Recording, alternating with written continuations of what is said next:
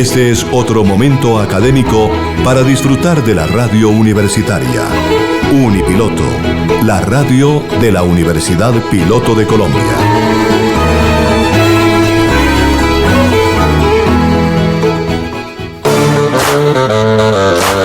Oyentes de Unipiloto Radio, muy buenas tardes. Bienvenidos a Debate Capital, espacio abierto e independiente para la reflexión de los temas de la actualidad política, social y territorial de la ciudad de Bogotá. Un espacio para los bogotanos de verdad en la radio universitaria, la radio de la Universidad Piloto de Colombia. Dirección Leonardo García. Coordinación Manuel Rubiano. Muy buenas tardes a todos nuestros oyentes de Unipiloto Radio. Les damos la bienvenida a nuestro programa Debate Capital. El programa para las opiniones independientes y otras visiones de nuestra ciudad y de nuestro país. Hoy nos acompañan en la coordinación Manuel Rubiano, en la producción periodística Alejandra Rivero Manrique, Wendy Paola Contreras y en la producción James Solarte. Bienvenidos a nuestro programa. En la compañía bananera estalló una huelga encabezada por José Arcadio II. Úrsula se contrarió porque no quería un anarquista en su familia. Como los levantamientos eran respaldados hasta por el padre Antonio Isabel y le fueron dando fama a José Arcadio II como revolucionario, fue objeto de un atentado del cual salió ileso. Después fue capturado junto a otros cabecillas y luego dejados en libertad porque no hubo acuerdo de quién debía alimentarlos, si la compañía bananera o el gobierno. Como la compañía bananera se valió de todo tipo de componendas en complicidad con el gobierno para desconocer los derechos de los trabajadores, se desencadenó una huelga general con alteraciones del orden público, el cual fue controlado por militares enviados por el gobierno. Los soldados reemplazaron a los trabajadores en las bananeras, mientras que estos se armaron de machetes y sabotearon la dinámica de las faenas bananeras. Destruyeron e incendiaron la compañía. Mr. Jack Brown, con la ayuda del ejército, fue sacado de la región junto con otros dirigentes, los que fueron protegidos en un lugar seguro por los militares. Mientras esperaban una comisión para negociar, los trabajadores y sus familias se reunieron junto a la compañía que estaba protegida por militares armados con sus ametralladoras. Un teniente leyó un decreto general, Carlos Cortés Vargas, comandante militar de la región, en el que se señalaba de malhechores a los huelguistas y se facultaba al ejército a disparar. Como la situación se tornó demasiado tensa, el ejército disparó contra la muchedumbre, unas 3.000 personas, y luego sus cadáveres fueron subidos a un tren que los arrojó al mar. José Arcadio II, a pesar de estar herido, pudo escapar. Todos negaban que hubieran ocurrido esa masacre, porque la noche anterior habían escuchado un bando del gobierno en que decía que la huelga había sido solucionada de manera pacífica. El gobierno seguía insistiendo que los trabajadores satisfechos habían vuelto a sus casas y la compañía bananera suspendía sus labores mientras terminaba el invierno o el diluvio que duró casi 5 años. Muy bien, con esta introducción de 100 años de soledad damos inicio a nuestro programa de hoy de Debate Capital, principalmente porque queremos darle continuidad a un tema que habíamos empezado la semana pasada sobre el tema de las migraciones, pero que en este momento yo quisiera llamar la atención sobre los desplazamientos, ¿cierto? El dato que salió ayer miércoles sobre los desplazamientos en el mundo coloca a Colombia como el primer país en el mundo con mayor número de desplazados, 7.1 millones, un dato de Suiza por encima de Siria, Irak e Irán. Y este fragmento de 100 años de soledad justamente nos muestra un poco esa realidad, ¿cierto? Lo que sucedió con la masacre de las bananeras negada totalmente por el gobierno y que revela que en nuestro país, aún hoy, ¿cierto? Después de que firmamos un tratado de paz, seguimos con una cantidad de guerras en los territorios que no revelan exactamente la escala de lo que está sucediendo y que a nosotros los colombianos nos gusta negar esa realidad, nos gusta ocultar esa verdad, ese desplazamiento, ese sufrimiento y esas otras guerras que están causando, que están destrozando el país. Para trabajar este tema hemos traído, o ha venido más bien a nuestra mesa de trabajo, un escritor muy interesante que se llama Petrit Vaquero. Petrit Vaquero trabaja un libro que se llama La Nueva Guerra Verde en la convulsionada zona minera de Boyacá, donde según él se vive actualmente una nueva guerra por el control de millonario negocio de las esmeraldas. Y digo según él pues porque parece ser que el gobierno nacional y los demás entes niegan la existencia de alguna otra guerra en el país que no sea con las FARC. Petrit, bienvenido a nuestro programa y cuéntanos de qué se trata la Nueva Guerra Verde. Hola, es un gusto estar acá, les agradezco la invitación y pues bueno, cuando quieran sigo participando en este tipo de programas tan importantes. Y bueno, el libro La Nueva Guerra Verde que se publicó este año, en marzo de este año con la editorial Planeta, pues habla precisamente de lo que está pasando en el occidente de Boyacá, y no solo en el occidente de Boyacá, sino en muchos otros lugares en torno al control del negocio de las esmeraldas. Ustedes bien saben que supuestamente el Estado es dueño del subsuelo, de lo que produce de los productos mineros, ¿sí? Es decir, todos nosotros somos dueños de eso, pero infortunadamente no se ha podido establecer un verdadero control de lo que se extrae, de lo que se saca, de lo que se exporta, y quienes han estado manejando esto no durante 2 años, 5 años, 10 años, sino durante 50 años han sido grupos armados que se han conformado como mafias, es decir, grupos privados que han ejercido ese control y que al no tener una regulación estatal fuerte y al no sentirse representados también en el Estado, pues han sido parte de muchas guerras, ¿no? La primera fue a finales de los 60, comienzos de los 70. La segunda fue a mediados de los 80 hasta 1990, donde ya también participaron actores como el narcotráfico. Y la actual, que es la tercera guerra verde, existe, yo creo que desde hace unos 10 años para acá. Y es una guerra selectiva, silenciosa, pero que se ha llevado por delante a la mayor parte de las figuras del gremio y ha sido muy violenta. Es decir, es una de tantas guerras que no se cierran, que no se acaban. Se acaba un conflicto armado muy grande con las FARC, pero siguen existiendo otras guerras. ¿Y por qué esta guerra es tan violenta, tan grande? Porque no solo es el asunto de las esmeraldas, también ahí influyen paramilitares. De hecho, muchos de esos grupos privados al servicio de los esmeralderos han sido la génesis del paramilitarismo. Narcotraficantes, porque las minas son un lugar fértil para el lavado de capitales, y marginalmente guerrilleros y por supuesto delincuencia común. Entonces es un territorio donde la guerra es parte de la cotidianidad, tristemente. A ver, Petrit, vamos por partes porque este tema, digamos, es un poco nuevo para nuestros oyentes. ¿Cómo comienza este negocio de las esmeraldas en Boyacá? ¿Por qué se vuelve una guerra? ¿Por qué es tan lucrativo cuando comienza? ¿Y por qué el gobierno no interviene? ¿O por qué históricamente no ha intervenido en esta zona? Ese territorio ha dado las mejores esmeraldas del mundo. Hay minas de esmeraldas en África, en Zambia. Hay minas de esmeraldas en Brasil, muy grandes. Pero el mayor productor y el mejor productor, es decir, de donde salen las esmeraldas más apetecidas, más caras, ha sido el occidente de Boyacá. Esas esmeraldas las han extraído desde la época precolombina, desde hace muchos años. En la colonia se extrajo, hay muchas leyendas sobre los indios musos, sobre lo violentos que eran, sobre la imposibilidad de los españoles de controlarlos. Y así siguió, digamos, de una forma artesanal esa extracción. Más o menos en los años 40 del siglo XX empezó a extraerse esmeraldas de una manera más organizada, si se puede decir así. Quien manejaba eso era el Banco de la República. Sin embargo, ¿qué pasó? El Banco de la República era ineficiente, era corrupto y había demasiada guaquería clandestina. A comienzos de los años 60 se descubre una mina muy grande que era Peñas Blancas. Y Peñas Blancas hizo que la guaquería clandestina, que ya era grande, pasara a alrededor del 70% de lo que se sacaba. Es decir, una cosa impresionante.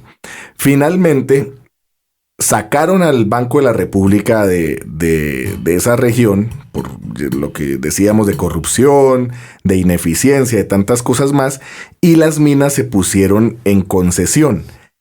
Y muchos hicieron ofertas, pero los que se ganaron esas licitaciones fueron una banda muy importante conocida como La Pesada, que era la de Isauro Murcia, la de Parmenio Molina y la de un joven Víctor Carranza, que después se convirtió en el zar de las esmeraldas.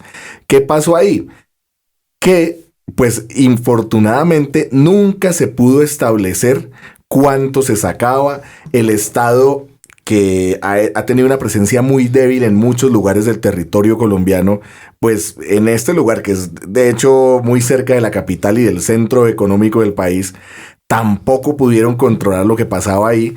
Y por supuesto fueron grupos privados los que empezaron a asumir las funciones básicas que tenía que tener el Estado. Es decir, ellos construyen carreteras, arreglaban la iglesia, eran el poder legal no, el poder legítimo para mucha gente, y además tenían el monopolio de la violencia, porque incluso las fuerzas militares y la policía le rendían cuentas a los patrones esmeralderos.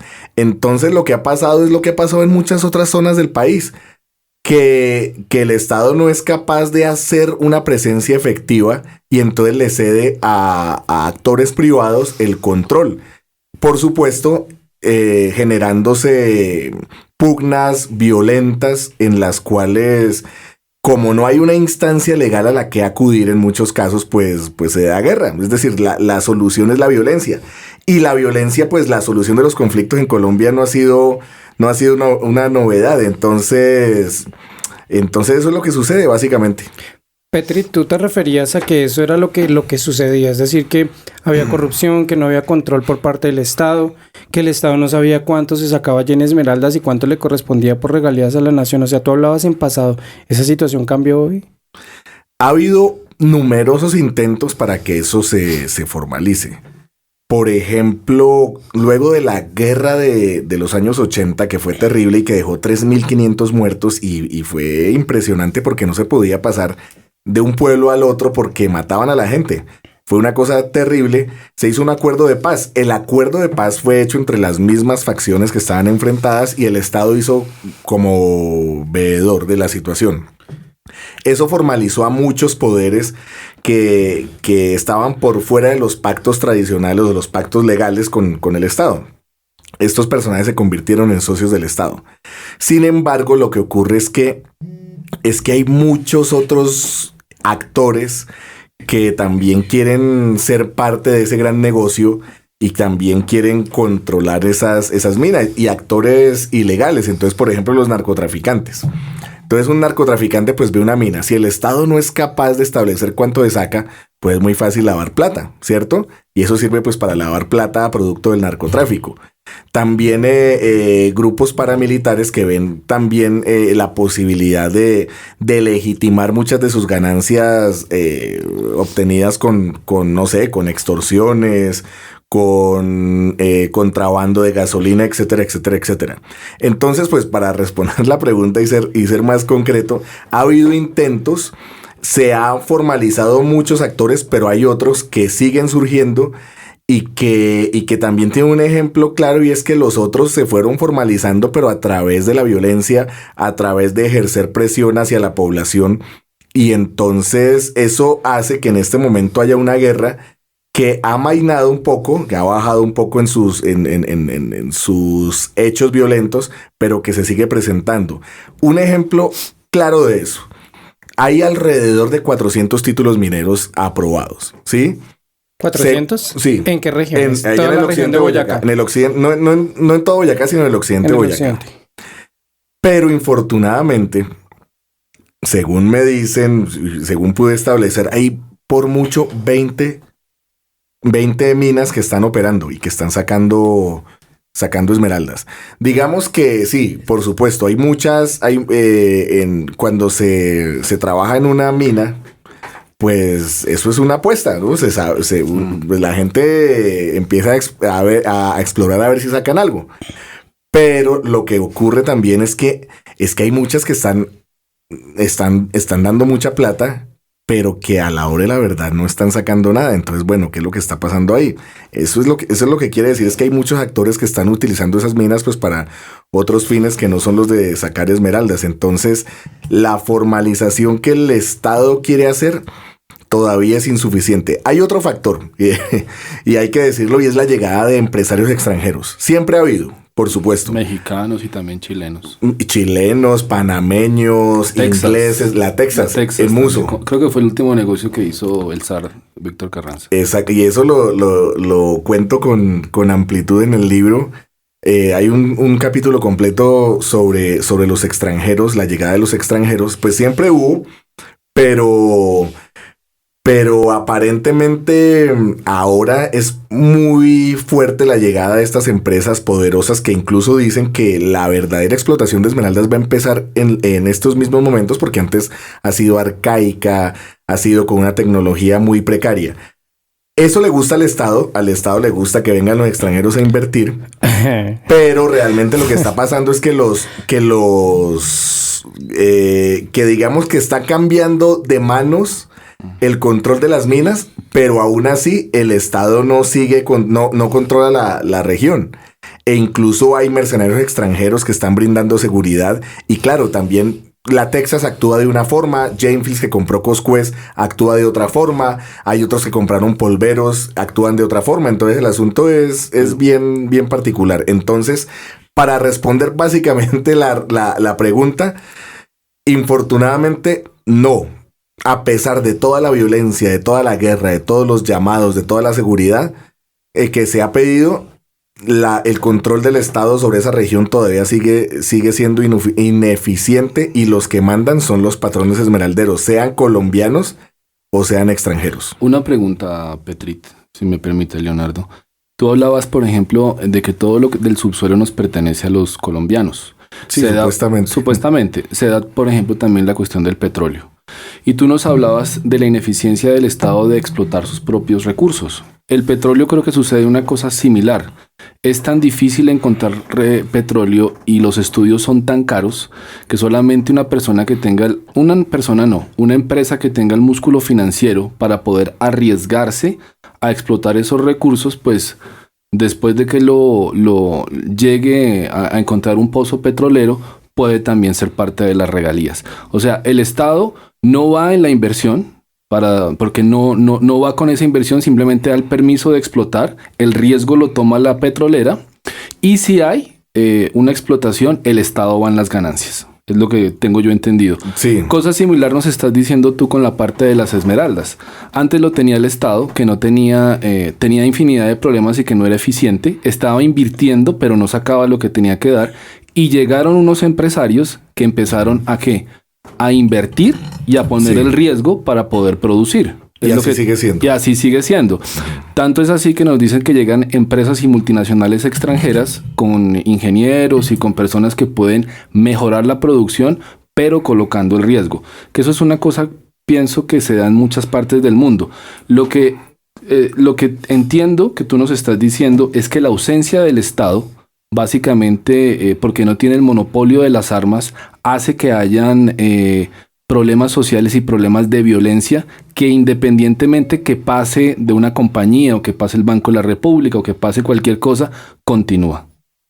Sí, así es. Y con respecto claro, lo de las regalías es así. Uno puede cuestionar, por ejemplo, que el Estado, por un modelo que fomenta la inversión extranjera, entonces da demasiadas prerrogativas a estas empresas que explotan aquí en Colombia, y entonces pues los impuestos y las regalías son muy pequeñas, ¿no? Digamos en el caso del petróleo, y en el caso de las esmeraldas es así.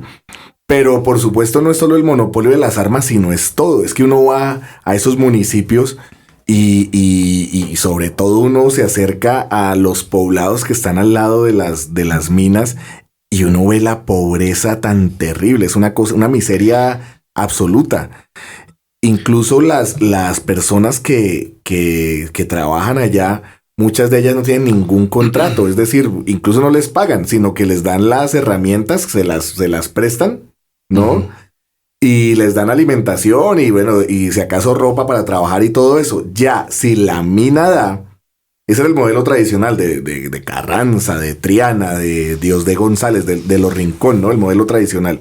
Si la mina da, ellos obtenían ganancias, pero pues es una apuesta, de pronto no obtienen nada y hay gente que se la pasa toda la vida buscando ese momento feliz. O claro, sea, el riesgo también lo comparte, no solamente lo comparte el empresario, sino que él también lo pasa a los trabajadores. No. O la gente va pues porque pues sabemos, este es un país con muchas dificultades y la gente pues ve, digamos, hay bonanza coquera, entonces la gente va y cultiva coca o se van a raspar coca. Está el cuento del petróleo, entonces se van a los municipios donde está el petróleo, entonces van a trabajar allá. Así pasó con el caucho y bueno, y con las esmeraldas también. Es como ese sueño, como esa ilusión de que la vida cambie de una vez por todas. Sin embargo, pues también, ¿qué pasa? A veces la gente se enguaca y consigue plata y en una semana la gastan, ¿sí o no? Jugando en los prostíbulos, tomando, bueno, y así se repite un círculo triste, inevitable. Pero entonces, la presencia del Estado, la ausencia o la precaria presencia del Estado es parte de ese gran problema y es parte también de la explicación, no solo de la violencia en el occidente de Boyacá, sino en gran parte del país, ¿no? Donde actores privados son los que ejercen las funciones del Estado o que incluso llegaron antes que el Estado llegara, ¿no? Entonces, pues la gente los ve como los factores de poder legítimos, ¿no? Petri, me gustaría que analizáramos un poco más a profundidad ese tema porque lo que uno ve ahí, lo que plantea Manuel, un poco es las escalas de riqueza y las escalas de pobreza. Entonces me voy a referir al ejemplo de San Pablo de Borbur.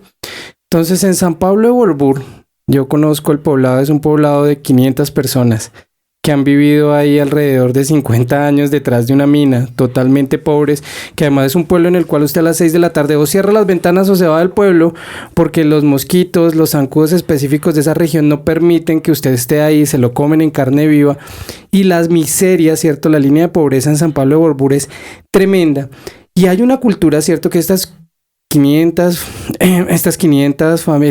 personas, estas familias que viven allí llevan ahí más de 40 años esperando, como usted dice, enguacarse. Entonces uno va y recorre San Pablo de Borbur y San Pablo de Borbur es un terreno que está lleno de huecos por todos lados, está lleno de pobres por todos lados y después vienen los años 80 y 90 y les toca una supuesta bonanza coquera, ¿cierto? Pero tampoco siguen pobres. Y hoy, ¿cierto? Entonces San Pablo de Borbur sumido en la pobreza, con el terreno totalmente devastado, totalmente contaminado, lleno de huecos por todos lados y con estas personas que siguen esperando, como usted dice, enguacarse. Entonces hay una cultura de que algún día voy a ser millonario, no se sabe cuándo. Eso es como si usted todos los días se levantara, comprara el baloto y hoy sí me lo voy a ganar, pero después de 40 años no se lo gana. Entonces ahí da una escala de la miseria y la pobreza de esas personas, ¿cierto? Unas viviendas precarias que no tienen condiciones sanitarias, que no tienen baños adecuados, es decir, pero bueno, si esa es la escala de la pobreza, ¿por qué estas personas y estas familias 40 años esperando ahí? ¿Cuál es la escala de la riqueza? ¿Cómo es que se hace uno rico en este negocio y unos personajes como el señor Carranza, ¿cierto? Se vuelven millonarios a partir de la pobreza de estas otras familias? La fortuna y la suerte, ¿no? Sí, en parte también.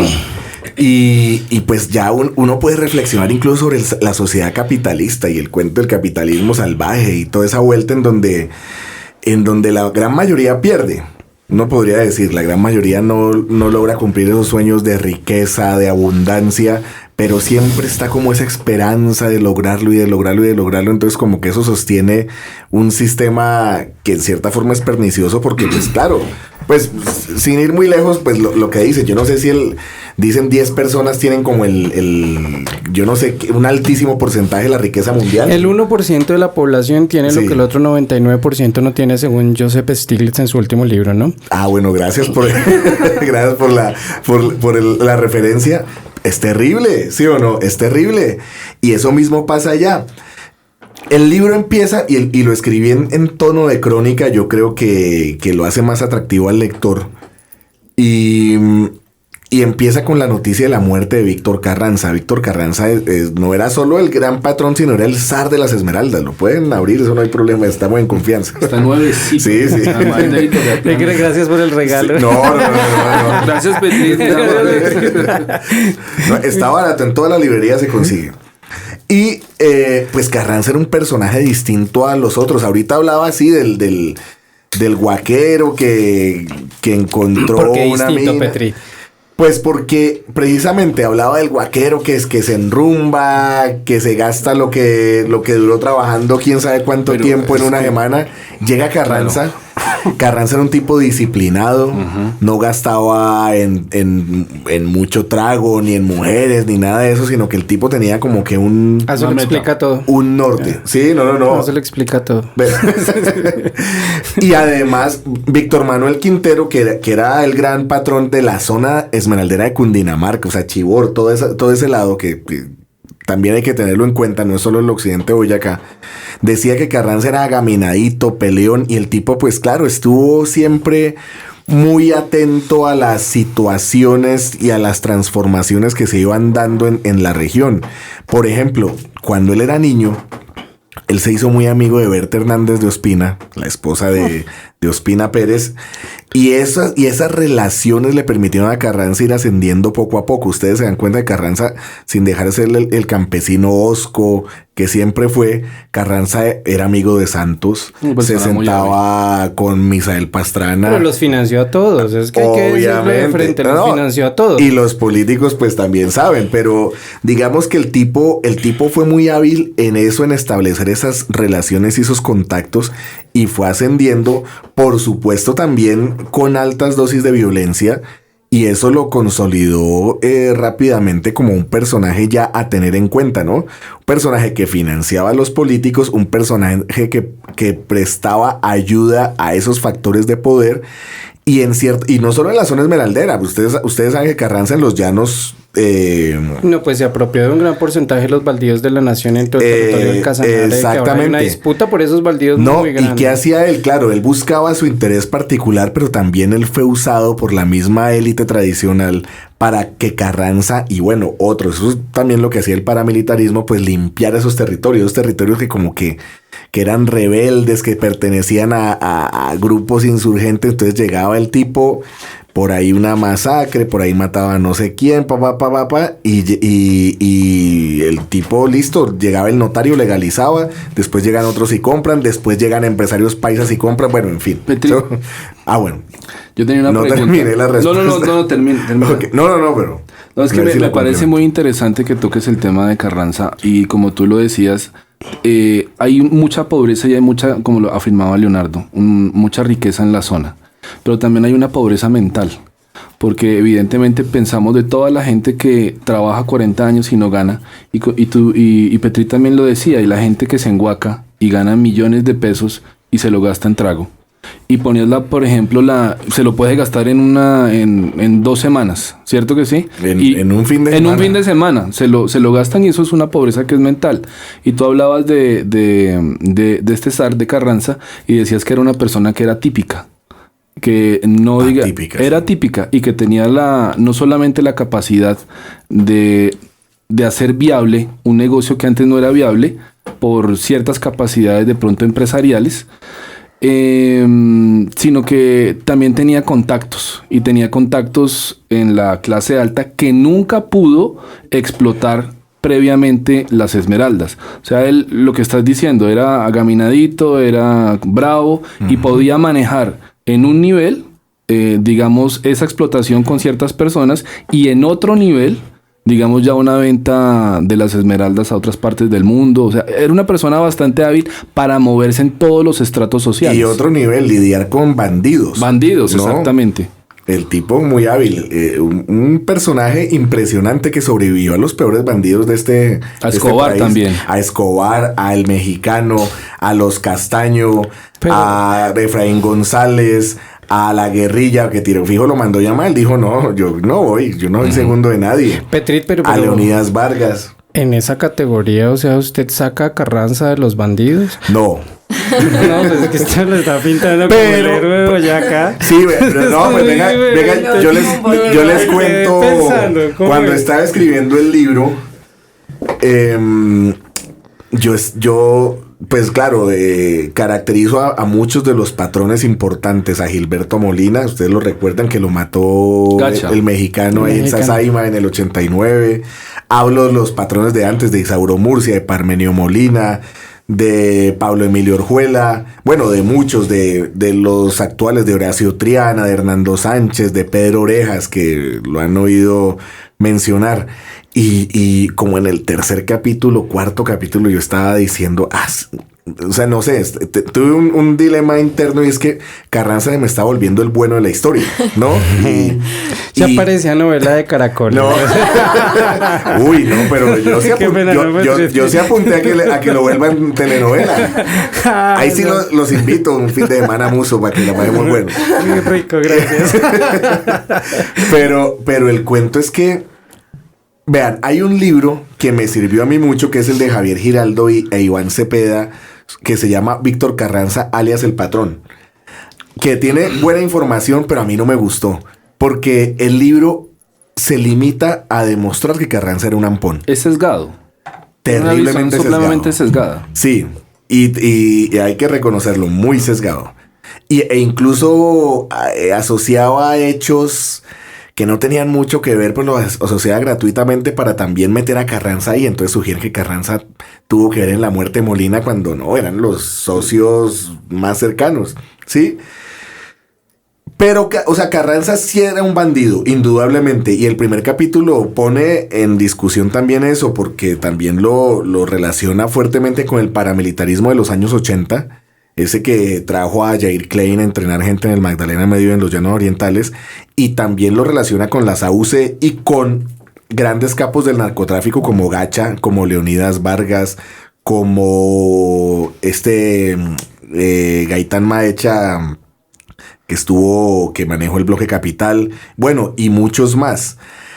Pero Carranza no es solo eso, Carranza también es un gran empresario. Carranza fue un personaje importante, un personaje que con todo y lo que hizo muy cuestionable, tiene fortalezas. No, claro, y precisamente si uno está haciendo historia, si uno está haciendo un trabajo serio, y por ejemplo, es el problema a veces de las novelas y las series de televisión, que lo que presentan es una visión maniquea de la realidad. Por ejemplo, Escobar, el patrón del mal. Así como para contextualizar, ya que hablaste de las novelas. Pues, ¿qué pretendía la novela? Mostrar a Escobar como malísimo y armar una pandillita ahí. Y el resto a Guillermo Cano, a Galán, a todo eso los mostraba como buenos. Pero aburridísimos, ¿no? Los mostró. Pero entonces, este es el país que le vamos a dejar a nuestros nietos, ¿cierto? ¿Se acuerdan? Terrible. Cada uno veía a Escobar guerreando y todo. Entonces, la gente se identificó más con Escobar, pero pretendían hacer una cosa maniquea. Y pues realmente la vida, la realidad es muchísimo más compleja que eso. Entonces, claro, Carranza tiene muchos elementos cuestionables de su biografía, pero también tiene otros que son muy interesantes como análisis de una realidad en donde el Estado no cuenta y donde la gente se organiza y tiene unos patrones de ascenso y comportamiento que son bien particulares, y eso es lo que yo tengo en cuenta. Pero no solo Carranza, sino los otros. Y por ejemplo, es que Carranza era un bandido inteligente. O sea, Carranza era un padrino, y yo lo asocio mucho con Vito Corleone en El Padrino, claro. Y de hecho el libro está lleno de referencias cinematográficas, literarias, como de ese estilo. O sea, Vito Corleone nunca decía, no, es que hay que matarlo y quebrar. No, obvio que no. No, un padrino, el tipo sabía cómo dar la vuelta. Carranza también. Carranza utilizaba mucho la palabra vergajo, que eso sí se utilizaba antes. Decía, es que este vergajo como que está jodiendo mucho. Así, ¿no? Porque hablaba bien boyaco, ¿no? Y pues ya la gente que estaba cerca sabía lo que había que hacer. Ya sabían, está jodiendo mucho. ¡Pum! El tipo nunca se iba a complicar la vida diciendo, no, es que mátenlo y tal. No, muy hábil. En cambio, Pedro Rincón, que está preso ahora en Ibagué, en la Pica Leña, el tipo a las 3 de la tarde en Pauna le pegó 12 tiros al guardaespaldas de un esmeraldero rival, de un esmeraldero que se llama Maximiliano Cañón. Carranza jamás iba a hacer eso. Y esa es una de las razones por las cuales Carranza se murió en la cama de un hospital de un cáncer a los 77 años. Nadie lo pudo tocar. De hecho, él estuvo detenido 4 años. Y ni siquiera en una cárcel, sino en un centro del DAS, una cosa así. Y el Estado colombiano lo tuvo que indemnizar. Imagínense, él murió a paz y salvo con la justicia colombiana después de todo eso. Entonces, el asunto es complejo. Es una pregunta muy interesante y la respuesta puede ser muy larga. compleja. Mejor dicho, Así para como todo es, un problema. como es compleja la pregunta, es compleja la respuesta. Exactamente. Petrit, yo por otro lado quiero mencionar el libro de Alfredo Molano, de Río en Río, donde nos muestra un poco ¿el más, nuevo? sí, Sí. un poco más esos territorios negros que no son ajenos a lo que nos estás contando. Entonces menciona que este tipo de regiones son olvidadas. Yo me pregunto, ¿olvidadas por quién? Y si son olvidadas, entonces, ¿por qué hay presencia del Estado? ¿Por qué hay presencia de fuerzas públicas? O sea, todos estos intereses que tienen los paramilitares, todos estos intereses que tienen en la región, ¿para quién sería la región olvidada y por qué? Pues realmente sí es una región olvidada para el Estado. Es que, digamos que la zona del occidente de Boyacá la presencia es precaria y ha sido un poco olvidada, pero realmente también es que el Estado no se ha podido meter porque estos personajes son muy fuertes y si bien son socios del Estado, en algunos casos manejan unas dinámicas que hacen que el Estado entre con mucha dificultad. Pero, por ejemplo, el Pacífico es tradicionalmente una zona, sí, perdida, que a nadie le interesa. Y el sur de Colombia también. No, muchas partes, muchísimas partes de Colombia. El sur de Bogotá ya no me interesa a nadie. Buen punto, muy buen punto. Y pues uno vaya, es decir, vayan a Tumaco, a Guapi, incluso a Quibdó, a Buenaventura. Eso es terrible, terrible, terrible. Y pues claro, y los políticos pues son corruptos y no hay nada que hacer, pero es también un efecto de ese centralismo en donde solo importan ciertas cosas y esos lugares que además son muy bonitos, con gente muy valiosa, con tradiciones muy importantes, son olvidados. ¿Qué sucede? Colombia realmente no era un productor de hoja de coca a gran escala. Hubo una leve bonanza y bueno, Alejandra debe saber un poco de eso en el Guaviare, en el Caquetá, a comienzos de los 80. Bueno, te han contado, ¿no? No, los consumidores normalmente no saben de eso. Pero realmente cuando los carteles de Medellín y Cali estaban en su apogeo, y que de hecho Carranza y bueno, y muchos personajes eran cercanos a ellos, aquí no se cultivaba a gran escala. Cuando caen los carteles y se empieza a cultivar en los años 90, y las guerrillas empiezan a hacer cargo en parte de gran parte de los cultivos, muchas zonas del país olvidadas y que presentaban las condiciones geográficas del Pacífico. Claro, empezaron a vivir ese flagelo y fue terrible. No, además porque y lo siguen haciendo. El territorio daba como para que los cultivos de coca no fueran... notorios. Exacto, o sea, la selva era muy abundante, por eso por eso se cambiaron. Entre otras cosas, y la presencia estatal mínima, entonces también pasaba eso. Y además hay otra cosa, es que pues están al lado del Pacífico, y entonces pues sacar por lancha, por barco, pues es muy fácil. Una cosa era, pues digamos, el cartel de Medellín y lo que pasaba, pues tranquila, y quedaba ahí en el Caquetá, sí, en el norte del Caquetá, el gran laboratorio de los años 80. Pues claro, ellos recogían en avión y todo el cuento, o sea, lo como actuaba el cartel de Medellín, pero ya en los 90 y de allá para acá, pues empezó a trabajar con lanchas rápidas y barcos y todo ese asunto. Y pues claro, pues se cultiva, se procesa y ¡pum! De una, se manda. Entonces, eso es terrible. Ahora bien, tú hablas de la presencia de Fuerzas Armadas. Y sí, hay Fuerzas Armadas, están combatiendo, claro. Hay que hacer hay que decir también que muchas de las Fuerzas Armadas también están involucradas en muchos de los hechos. Pues el paramilitarismo no le dicen paramilitarismo gratuitamente, ¿no? Y muchos militares han estado también ahí. Pero bueno, para seguir el punto de vista de que son manzanas podridas, uno puede decir que a veces la presencia del Estado solo se limita a lo militar. Pero ¿dónde está la inversión social, en educación, en salud, en recreación, en una vida digna para toda esa gente? No está. Entonces, esa gente crece en esas condiciones. Hay además unos personajes que están pagando para que los pelados se metan en eso. La educación no sirve, no hay opciones. Pues claro, se crea un ambiente terrible, que es un caldo de cultivo pues para que se siga exportando y se siga en esa situación de crisis social tan terrible. Petit, una pregunta. Sí. Y estas personas que llegan a tener ese dominio en esos lugares donde hay ausencia del Estado, también hacen una labor social. Es decir, no solo un control militar, sino también un control... ¿Hay unas cuestiones sociales?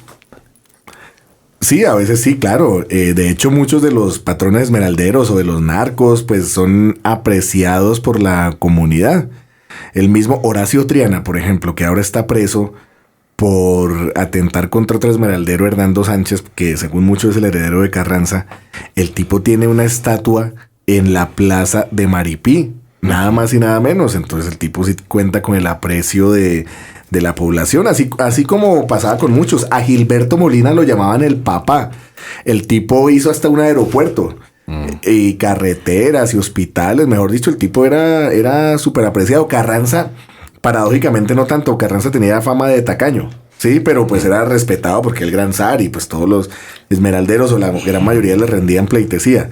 Entonces sí, eso siempre sucede. Y como son además lugares en donde precisamente el Estado o ese poder impersonal que se supone que es el Estado no ha hecho gran presencia, pues se da, pues según Weber, lo que se llamaba pues dos tipos de dominación, ¿no? La carismática, ¿no? El gran líder carismático que mueve las pasiones de la gente, y el tipo de dominación tradicional, ¿no?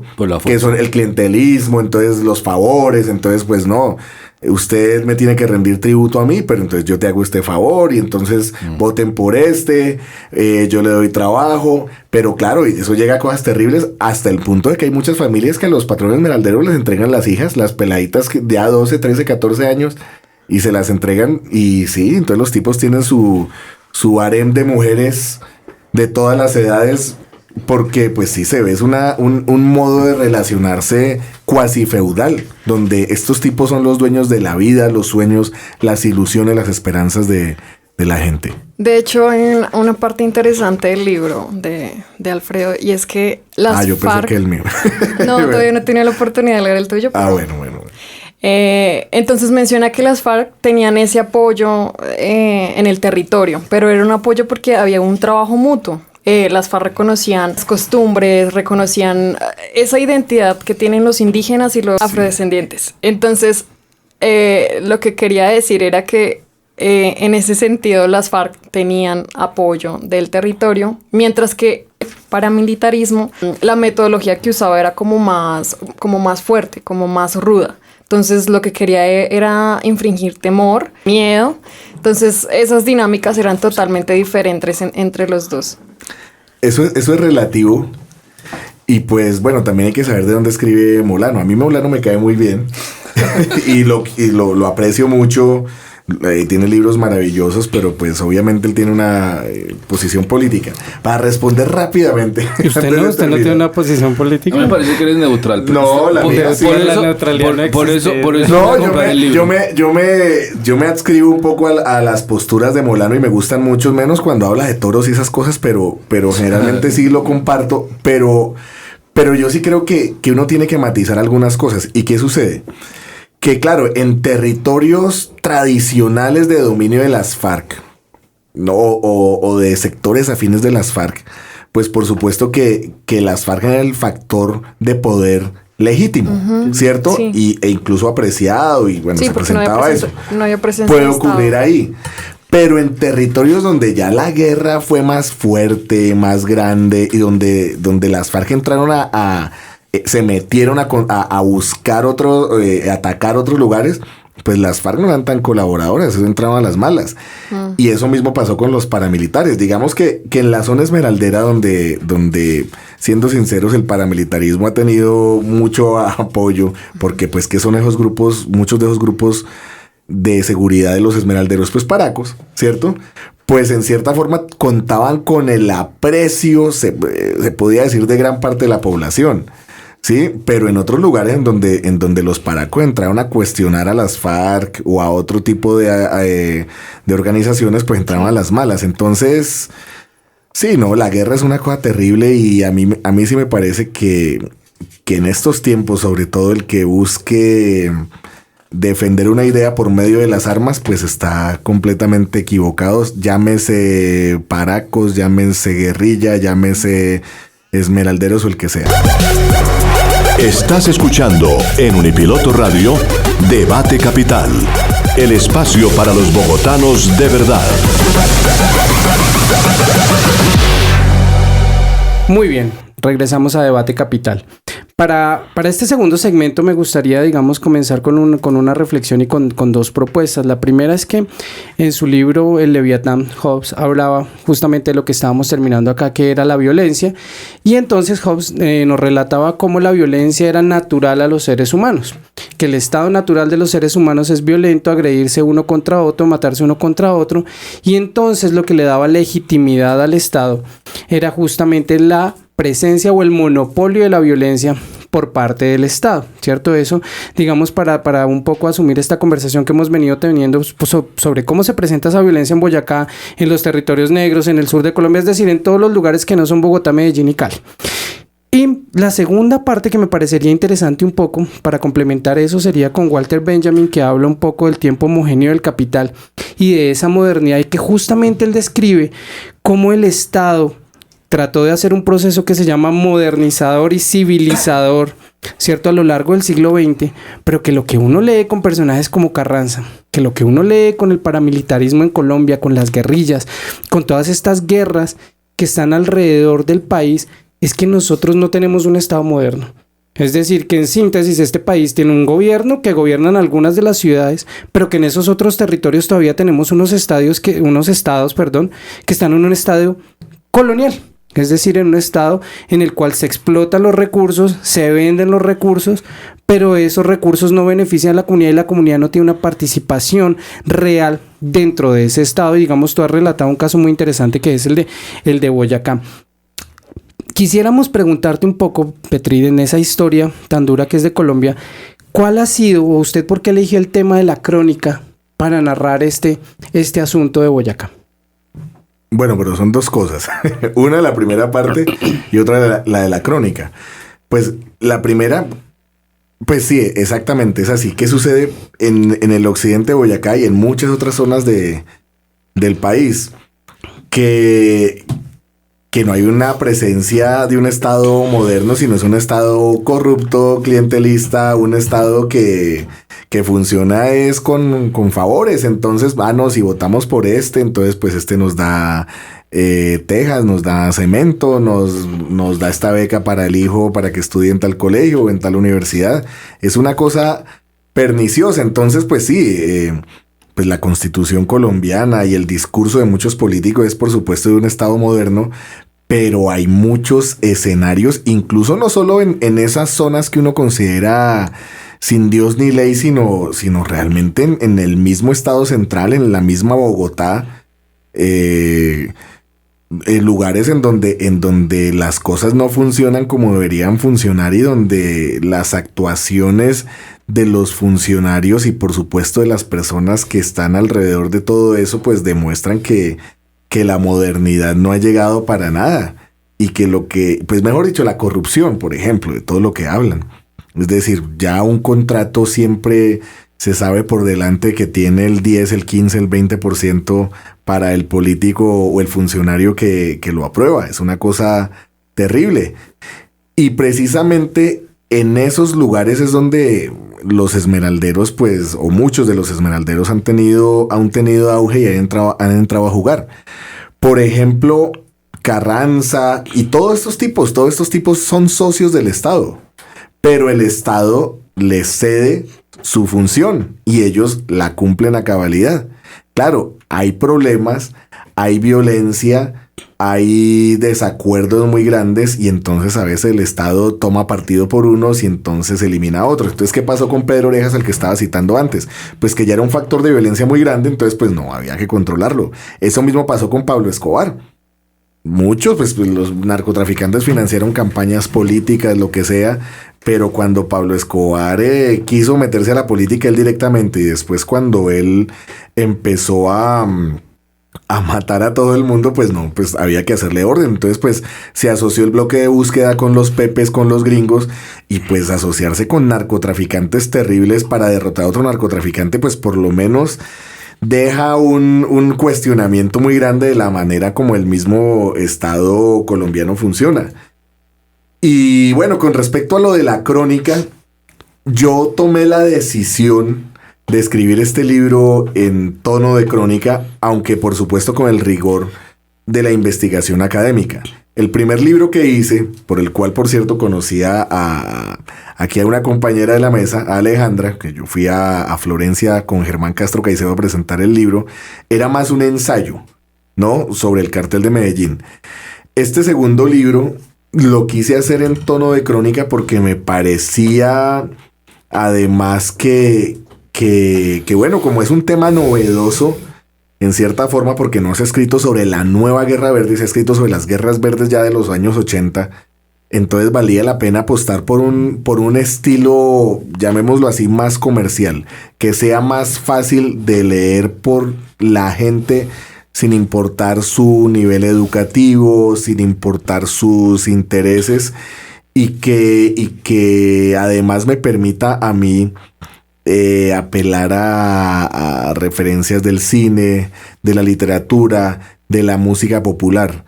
Es decir, fue un proceso al que yo aposté primero, pues porque sabía que comercialmente podría tener éxito, sabía que además le podría llegar a más personas, pero también que a mí me podría representar un gozo estético más grande. Entonces, pues me basé principalmente en grandes cronistas del mundo y cronistas colombianos también. Uno, Pedro Claver Telles, que fue el que escribió un libro llamado La Guerra Verde, que por cierto me quedó mal con el prólogo. Él es muy amigo mío, pero pues bueno, el hombre anda bastante ocupado, enredado. No, sí, en sus Ha salido en varios documentales. Sí. Mucho. No, y es un tipo muy valioso, pero pues bueno, él tiene sus propias urgencias. Entonces no hizo el prólogo, pero me basé mucho en él, en lo que hizo Germán Castro Caicedo en un comienzo, en la forma de escribir de Alfredo Molano, sobre todo unos libros muy buenos, Trocha y Fusiles, El va adentro, Ahí le dejo esos fierros, y por supuesto cronistas internacionales como Truman Capote, A Sangre Fría, maravilloso. Y ahí hay una crónica, hay una parte, porque yo digo, este libro no es una crónica, no es una gran crónica, sino que son varias crónicas pequeñas que tienen mucho que ver y que al final cuentan una gran historia. Hay una parte, un subcapítulo que se llama ¿Quién dijo que los tipos duros no bailan? Y es la descripción de Carranza bailando en una fiesta en Muso, para describir el momento de auge luego de la paz del 90 en el que estaba la región y el negocio. Eso a mí me sirvió mucho para contar eso, y por supuesto también me baso en el cine. El cine, es decir, más que una historia a veces copiada de una crónica de otro personaje, de otro estilo, yo me basaba en contar una escena de una película. Y así podía ir describiendo y metiéndole mucha más información relevante a los contenidos del libro, lo cual yo creo que lo hace bien interesante. Petrit, hay un gusto tuyo también por el cine. Nos hablabas de la historia de Vito Corleone, y Alfredo Molano alguna vez hizo una entrevista, inclusive se fue hasta Sicilia, hasta Cagliari también, y creo que hasta Nápoles, para investigar el fenómeno de la mafia, que tiene cierta similitud con Colombia. Hablaba él, o básicamente el primer estado italiano o la capital estaba en Torino, que estaba bastante alejado de los estados del sur que siempre fueron subdesarrollados, y había de hecho un gran vacío del Estado para poder controlarlo. Nos decía él que precisamente por eso nacen estas organizaciones, que son llenar ese vacío de poder. Leí también alguna vez que la lógica en que la que se diferencia los carteles de la droga a la mafia, digamos, italiana, es que la mafia funciona con una lógica de poder y los carteles con una lógica mercantil.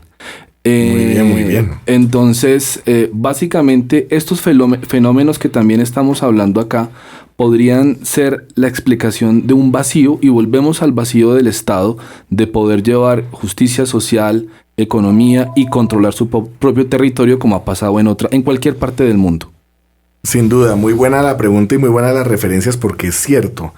La mafia empieza como una organización que sí, que vende supuestamente protección, ¿cierto? Pero en el fondo es una extorsión al que no comparta esa realidad. El pezzo. La famosa frase de Mario Puzo: le vamos a hacer una oferta que no pueda rechazar. Exactamente, y por ahí creo que plata o plomo.